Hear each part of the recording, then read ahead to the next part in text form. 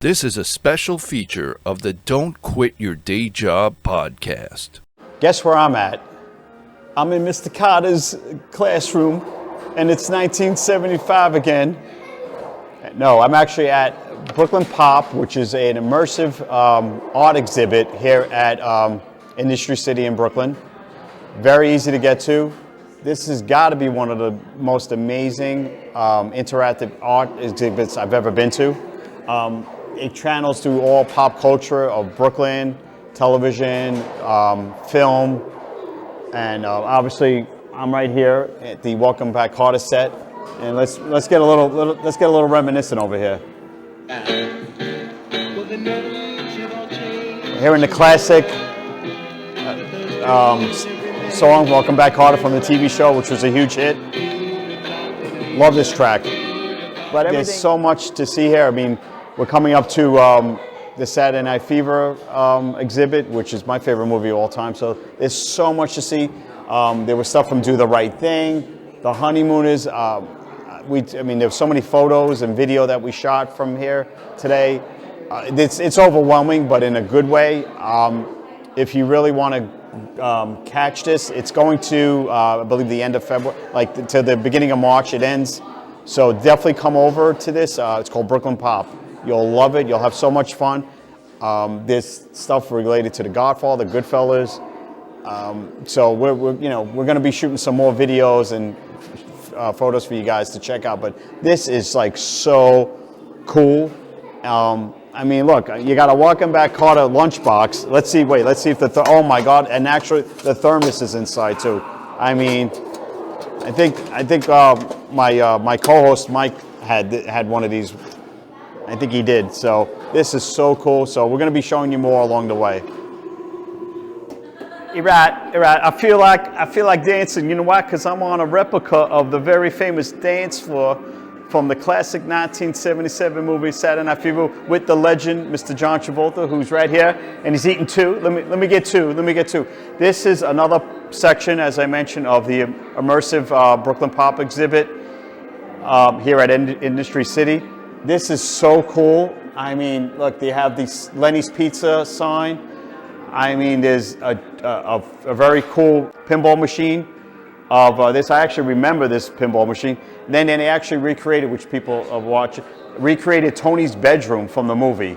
Everything from the Farrah Fawcett poster to the Rocky poster, which the Rocky poster, a little trivia there with the Rocky poster, is that John Avildsen, who directed Rocky, was supposed to direct Saturday Night Fever, and he didn't. But they wanted to still give him some tribute, so they put up the movie poster of the Best Picture winner from 1976. This is just so cool. I mean, there's no words to describe how they set this up, and it's just very cool. It's like as soon as you're on here, you want to pull out some Travolta and do some moves, do a little spin around, and just feel great. This is so much fun. So definitely check out this wonderful immersive exhibit here. I'm here at the wonderful, most amazing art immersive experience I've ever had probably in my life, Brooklyn Pop. I'm here with the curator and artist behind it, and you are? Kaves.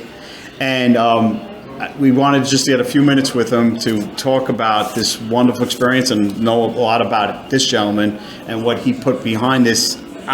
My jaw is still in awe of what I've seen this afternoon here.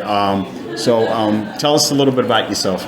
Well, I'm a Brooklyn native, an artist, I guess a storyteller, right? As a kid, I picked up a spray can and found my calling and found a voice. And then eventually I got in trouble for it, right? But what it did was it gave me a way to kind of express myself and find a voice. And 40-something years later, I don't want to date myself, right? But I'm here to tell the story once again. But this is more of a love letter to Brooklyn. It's to tell my family's 3-generation story about a Brooklyn to Hollywood dream that we all had, and how it relates to Brooklyn and celebrating Brooklyn's influence on popular culture, how art imitates life imitates art in this love letter to Brooklyn. And the great thing about this exhibit It's an 11,000 square foot exhibit with over 3,000 articles of art. But once a month it comes to life as a fever dream called the Brooklyn Dream. And that's where the story is told with 16 actors. And my son plays me at 18 years old. And it's really magical. Yeah. I was going to say, how long did this take you to put this? Because there's, as you mentioned, the amount of items you have here.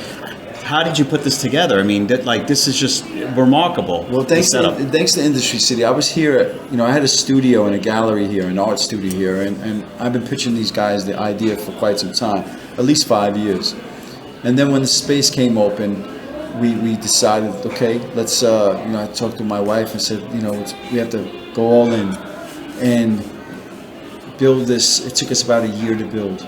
And my collection I've been collecting since I'm 7 years old, from the Kiss posters to the Fonzie bed sheets to the, to the articles of just growing up in Brooklyn. And I felt like it was needed. I didn't, there wasn't something like this. And I felt like we needed to come bring it as, to tell the Brooklyn story. People know, listen, Brooklyn's a brand, and everybody knows Williamsburg, Greenpoint's a cool place to be, but sometimes South Brooklyn's left out, and I felt like it was, I needed to tell the story why Brooklyn became so cool, right? Maybe we start out with Jackie Gleason and how that's where I felt like the Dodgers were the first one to pop off the brand, right? And so, now it's like one of those things, you build it and hopefully they will come, but people are coming. Yeah. And we came, and we are just in utter awe. My favorite movie of all time, I mentioned to you earlier, is Saturday Night Fever. So to come here and see probably the best tribute I've ever seen for the 1977 classic film, which is going to be close to 50 years in a couple of 2 more years. Putting the dance floor out, recreating Tony's bedroom, the Lenny's Pizza sign, which Lenny's just closed last year, to get the actual real sign, and just that was the tipping point. I think, I had this concept and I was really working hard to get it done. But when the Lenny's Pizza sign, when I was able to purchase that, I had it in my gallery, and then I've been chasing this cat for 30 years, and finally I'm on, a chance encounter happens. I get a call that John's flying in for dinner, and his assistant, a great salted earth, Jimmy Marino, gave me a shout and made this connection happen. And you know what they say, never meet your idols? Now with this guy was the real thing. He's all heart, and it was, I can't even put it into words how incredible it was after so many years of trying to will this thing to happen. And he was aware of what, the sign and of what we were doing here, and hopefully we'll get him through these doors soon. Yeah, and get him on the dance floor. Yeah. But what I liked prior to that, you had Welcome Back Carter, which I went to New Utrecht High School, which a lot of people don't know. New Utrecht is actually the school shown in the opening credits. That's right. But on the show, they were known as fictional James Buchanan, and their rival was New Utrecht. Little trivia there. But it was so cool how you had the chalkboard and the actual, vintage lunchbox, and just so many artifacts. I mean, I was like blown, and then having the little turntable playing the John Sebastian, I think it was a #1 song. It had, it was one of the probably biggest songs that, from a TV show historically. Yeah, well, that's the first time we, as kids, seeing Brooklyn on a national level as a hit TV show. So it really was important to us. When you're broke kids from Brooklyn and you're trying to find your way, anything helps. And to see it on TV, and these guys reflect your friends in your neighborhood. You know what I mean? And so it gives you direction. And Tony Manero was a Bay Ridge boy, gave us direction, it gave us hope, and that's what cinema does. It's magic, right? And Brooklyn plays such a big role in popular culture. There's the most celebrities ever produced in an area is in Brooklyn. See, I didn't know that. If you walk down that hallway, you'll see from Michael Jordan to Larry David to Rosie Perez. Like, it just keeps producing. Barbara Streisand, she raises the bar, right? Yeah.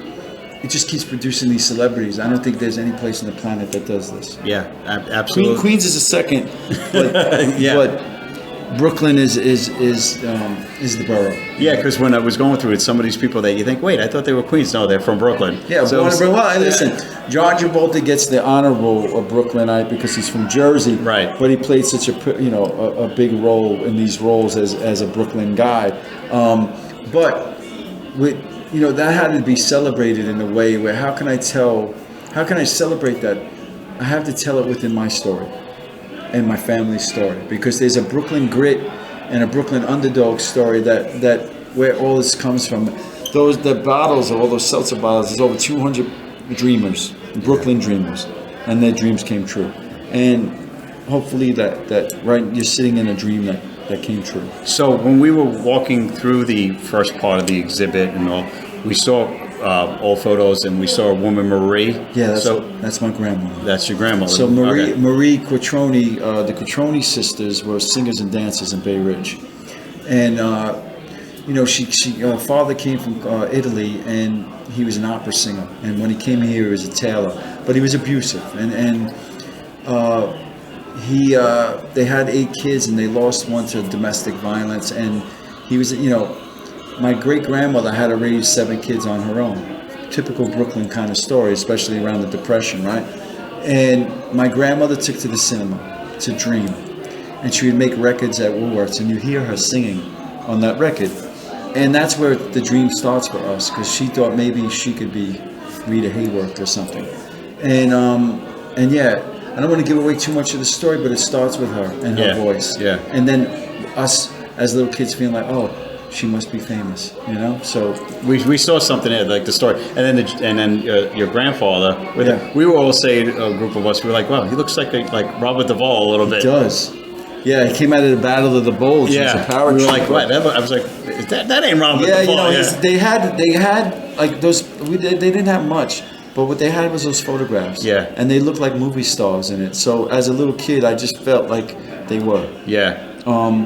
So yeah, throughout it, you get the story, but like I say, it's even more brilliant when the actors bring it to life, and that's where it really hits home. People come out of there crying, laughing, and yeah. I mean, the first part we're walking through, there's just so much to see. If you had to pick, I mean, it's like asking who's your favorite child. But if you had to pick your favorite part of everything you've done of this, what would it be? It's tough. It's really tough because it's I guess it's there's not one. I mean, there's a lot of this stuff I've been carrying around for a very long time, and it's like it's almost therapy, right? Because it's been a long struggle, but there's been some great there's been both great achievements and also tragedies, and it's a balance, right? Mm-hmm. But as an artist, your job is to take something broken and turn it into something beautiful. So I can't, as a whole, it's an artist's job to create something, and this thing, it takes all of these pieces to make it whole. And if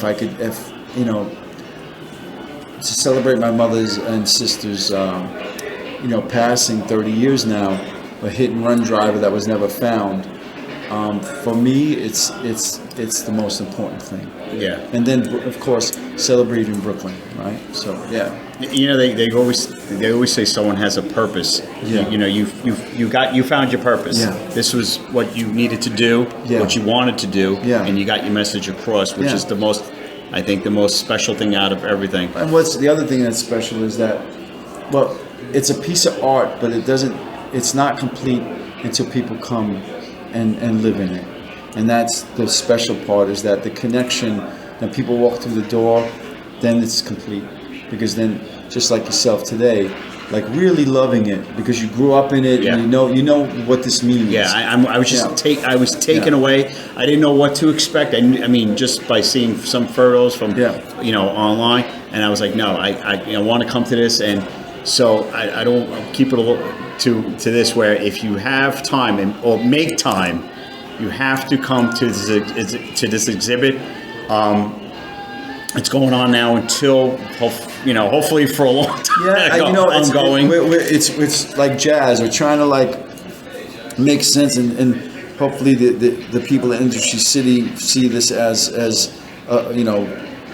important, right? And then we get to stay. I mean, listen, it's like anything else. I need the people to come. Yeah. Unfortunately, I would love to have it for free to everyone, because this is truly for Brooklyn, but we have to pay the bills. So there is a fee to get in. But the idea is to branch it out, hopefully non-for-profit, or do something for Brooklyn. Yeah. And yeah. So a lot of this exhibit has a lot involved with graffiti. Can you tell us about it? And yeah, well, listen, I'm very fortunate that as a child I was able to find a way to be creative on the street in Brooklyn, right? I found a voice with the spray can, and I was at, graffiti was on fire in the early 80s, and I was lucky enough to be in the right place at the right time and in the right block to cultivate this thing. My mom was, she was a waitress, single mom, and she felt like, hey, you could be doing a lot worse things. So I was able to, my brother and I were able to like explore like Tom Sawyer in the subway tunnels, and that became our social network before the internet, all right? And I was able to excel in it and become, something out of it. And then eventually I got in trouble. And then that transitions into the rap group, the Lords of Brooklyn, because I was from a spray can. I found the voice, and we picked up a microphone to continue that, right? And we become, a rap group out of Bay Ridge, Brooklyn, which there wasn't many, right? There wasn't many coming out of Brooklyn. There's a couple of notable ones, of course, Biggie and Jay-Z and Big Daddy Kane, but in our neck of the woods, there wasn't a lot, right? And we were able to get our first record deal with Rick Rubin right after my mom passed. And, it's been, over 30-something years of making music, telling stories, and creating art. So, yeah, it's come full circle, yeah. So, we on behalf of the Don't Quit Your Day Job podcast with Mike, Keith, and Adam, we thank you for taking time out. This is, just we had just a fun day here. It was amazing. There's still so much that we got to see when we're here. Well, this could be a day job. Come help us out. We got plenty of days to fill up, and then we're spreading love the Brooklyn way. Yeah. So thank you, and anyone out there, come on board, come on in here, check out this wonderful exhibit. You're going to have so much fun, and you're going to take in so much history, and you're just going to go away with something that you didn't know about Brooklyn and what makes it so special. So thank you. Click the like, subscribe, and notification